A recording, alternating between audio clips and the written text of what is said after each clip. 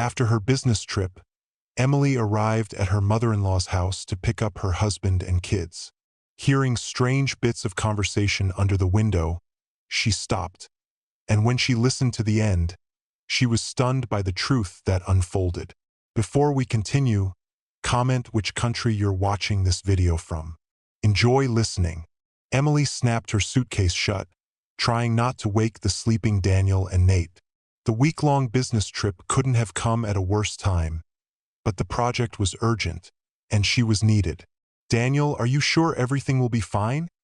she whispered, glancing at her husband as he scratched his head sleepily. "Of course, don't worry," he replied, trying to appear energetic. "Mom will love spending time with the kids. They'll have fun together." Emily hesitated. She usually didn't like leaving the kids with Margaret, her mother-in-law, for too long. They had different views on parenting. Margaret believed spoiling grandchildren was sacred, while Emily stuck to firmer rules. But Daniel insisted that the kids would be better off with their grandmother than with a nanny they hadn't found yet. He had also promised to help out. After all, it was just 1 week. "Fine," Emily sighed. "But no cartoons all day and no sweets before bed. Deal?" Daniel nodded, pulling her in for a kiss. "Everything will be all right, Em. Come back soon." At the airport, Emily felt uneasy. She'd already checked in when she decided to call home once more. Daniel didn't answer. "He's probably still asleep," she told herself, trying to stay calm. At work, the project consumed her completely. It turned out to be even more complex than she expected, leaving little time for calls. Still, she tried to carve out a few minutes every evening to check on the kids. But Daniel became increasingly distant. At first, his replies were short. Then he started claiming he was busy. The daily photos of the kids he usually sent stopped coming. "Everything okay?" she texted once. "Yeah, all good. Don't worry," he replied. But she did worry. Something felt off. She felt it in her gut. Midweek, her best friend Jessica called. "Hey Em, how's it going?" "Working like crazy. I miss my boys." "What about you?" Jessica sounded hesitant. "Listen, I saw Daniel with the kids in the park." Emily tensed. And he wasn't alone. Margaret was with him, and some woman. Emily's heart skipped a beat. "What woman? Do you know her?" "No, but she was holding Nate's hand. They looked like a family." Emily froze. She tried to remain calm. "Maybe it's just some friend of Margaret's?" "Maybe," Jessica said uncertainly. But it seemed like there was something between Daniel and her. The conversation left a bitter taste. Emily tried convincing herself Jessica was mistaken, that it was all just a misunderstanding. But doubt had already crept in like poisonous ivy. She called Daniel again. No answer. Again and again. Nothing. On Thursday evening, overwhelmed by anxiety, Emily bought the earliest ticket home. She couldn't bear not knowing anymore. She had to see her kids, talk to Daniel, find out what was going on. Landing early the next morning, she went straight to Margaret's house. The taxi stopped a short walk away. She didn't call ahead. She needed to see it with her own eyes. Approaching the house, she froze. A light breeze carried fragments of a conversation from the kitchen window. Margaret's voice, sharp and commanding as ever, was unmistakable. "Do you understand now, Daniel? Emily only cares about herself, her job. The kids are happy here. They've already adjusted. They don't even ask about her. Alex sometimes calls me Mom. Can you believe it? And Nate plays with me all day. They're happy." Emily's heart pounded. She pressed herself against the wall, trying to hear every word. Daniel's voice followed, muted, unsure. "Mom, I filed for custody like you said. She won't even know until it's too late. The lawyer said with her job, all those trips, I've got a better shot."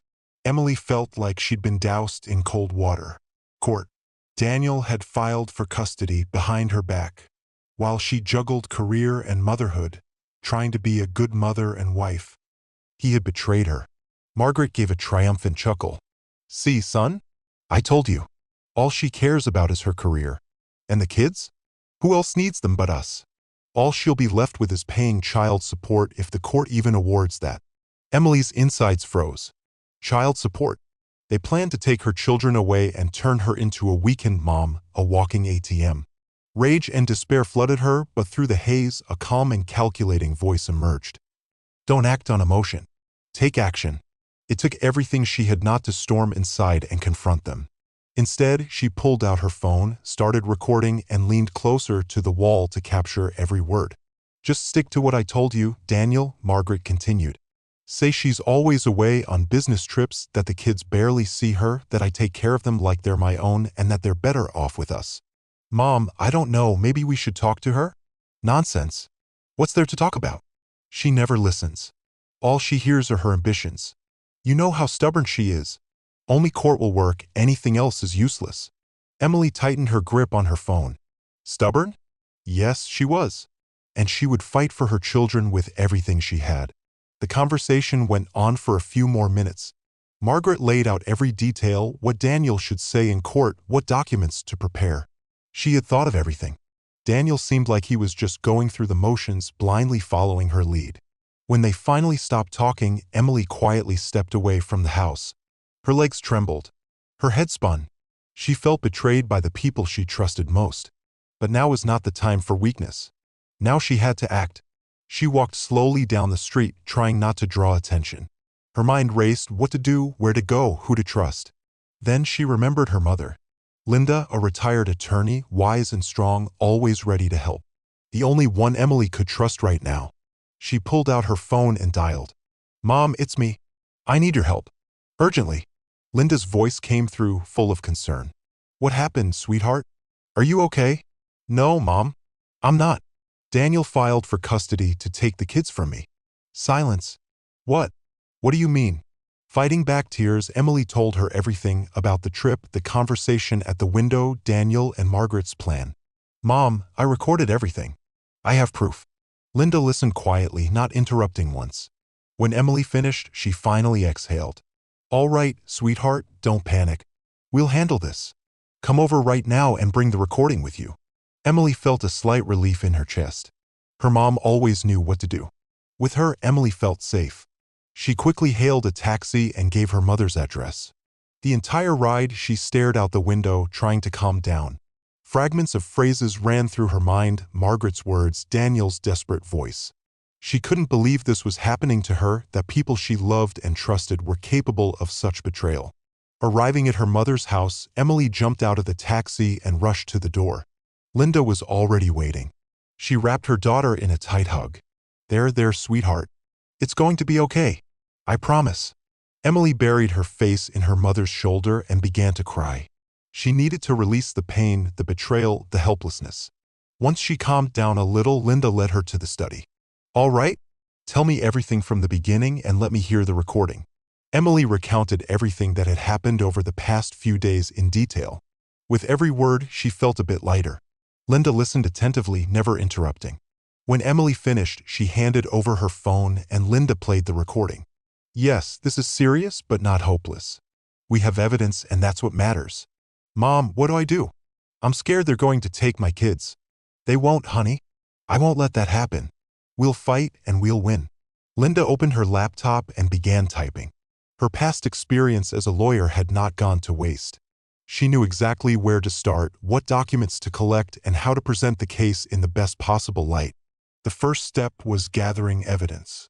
We need to prove the children lived with you before this trip, Linda said, opening a notebook and grabbing a pen. Receipts from stores, utility bills, school records, photos. Anything that shows their residence was with you. Emily dove into the search. She rummaged through drawers and shelves, dug up old photographs, found receipts from children's stores, and pulled bank statements for payments made to Alex and Nate's extracurriculars. Every small detail seemed to scream that she was a loving and attentive mother. Special attention was given to her conversations with teachers and coaches, where her children's progress, struggles, and day-to-day activities were discussed. Linda analyzed every word, every timestamp, to build a complete picture of Emily's role in her children's lives. Here, look at this. Linda pointed at printed screenshots from message threads. Here you're coordinating with Alex's teacher about a school event. And here you're discussing Nate's soccer progress with his coach. This all proves your active involvement. The next step was reconstructing daily parenting activities. Linda asked Emily to recall who took the kids to school, who picked them up, helped with homework, attended activities. Every detail was written down and cross-verified. They contacted Emily's friends who could testify to her parenting. Jessica, do you remember how I always rushed from work to pick up Alex, and then we'd do homework together? Emily asked, hoping for support. Of course I remember, Jessica replied. I'm ready to testify in court. I've seen how much you love your kids and how much time you give them despite your job. But the most powerful piece of evidence was the recording of Daniel and Margaret's conversation. Linda listened to it several times, marking down key phrases and moments that could sway a judge. This is dynamite, Linda said after the final playback. There's everything in here: collusion, intent to strip you of parental rights, and motive, your work schedule. That alone is enough to win this case. Meanwhile, Linda reached out to a family law attorney. She explained the situation, submitted all the collected materials, and asked for help in preparing a counterclaim. After reviewing the case, the lawyer was confident in their position. You have a very strong case, he said while examining the documents. That recording is a gift. We'll file a counterclaim to establish the children's primary residence with the mother, and also request a court order preventing the father from taking the children anywhere without your consent. We can also request a psychological evaluation to assess the impact of Daniel and Margaret's actions on the kids.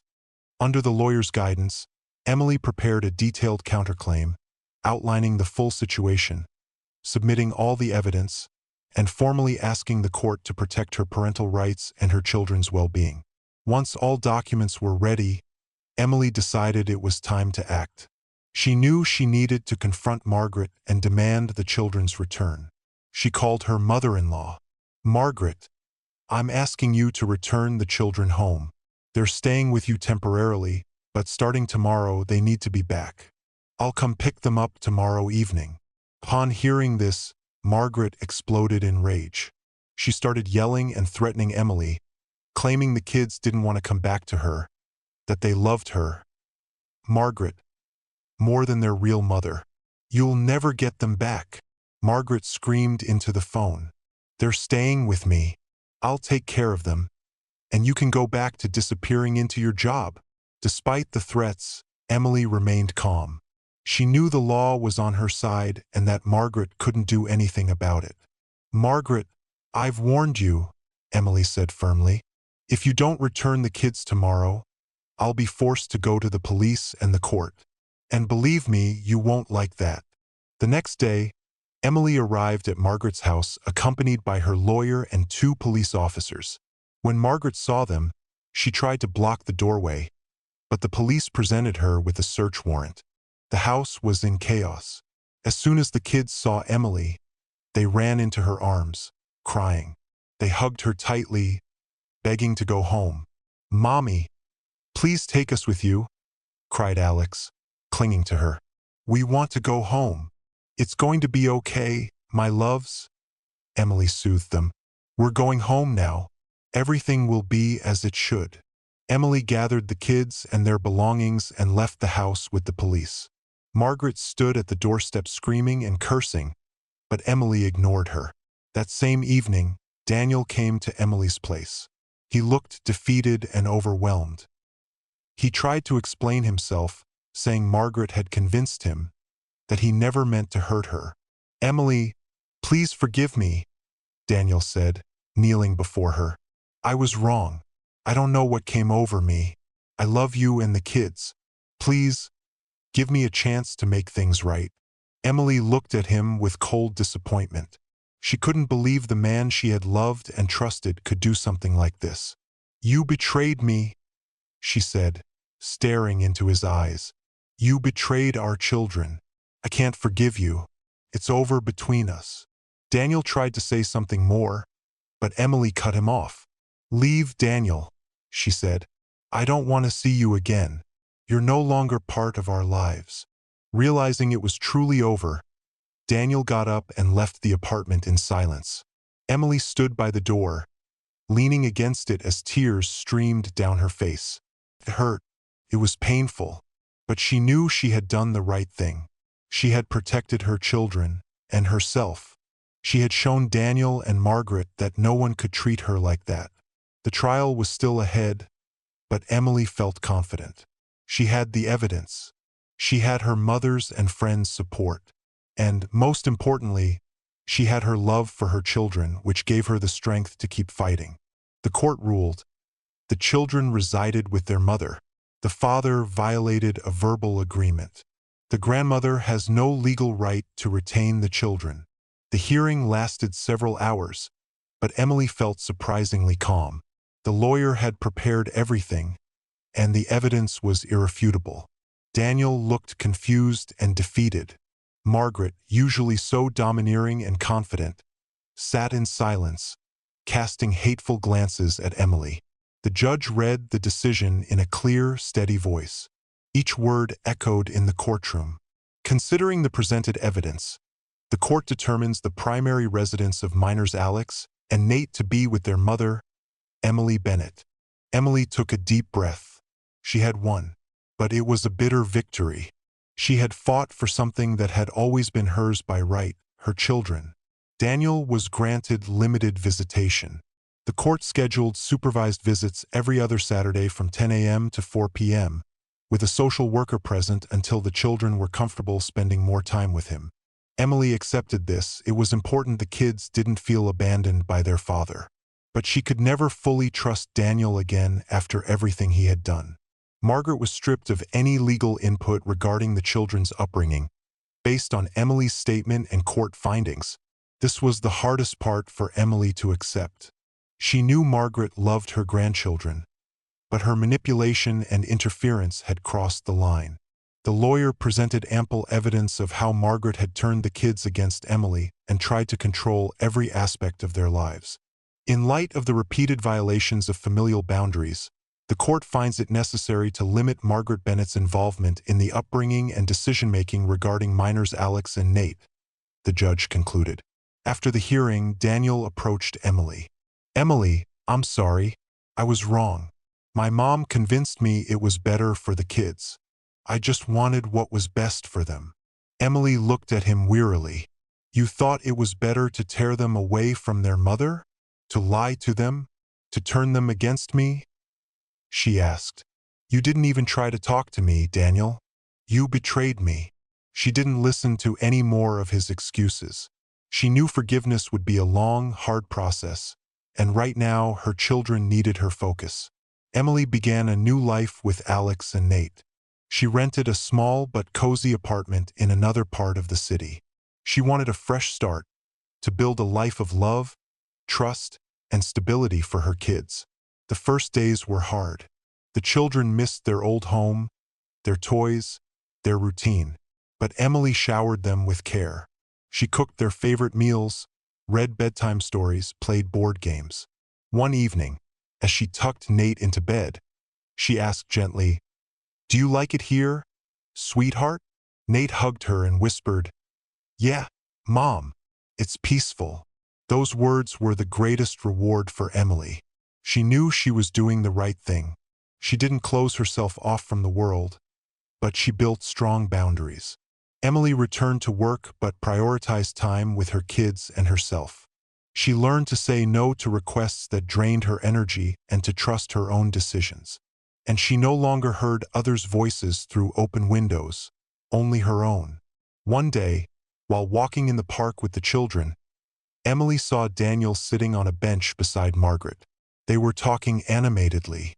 A sharp pain pricked Emily's heart, but she quickly composed herself. She smiled at the kids and turned in the opposite direction. Years passed. Alex and Nate grew up to be wonderful young people. They loved and respected their mother. They knew she would always be there for them and protect them. Daniel tried to rebuild a relationship with his kids, but it was too late. They remembered the betrayal, and trust was hard to restore. Margaret never accepted her defeat. She kept trying to interfere, but Emily firmly stopped every attempt.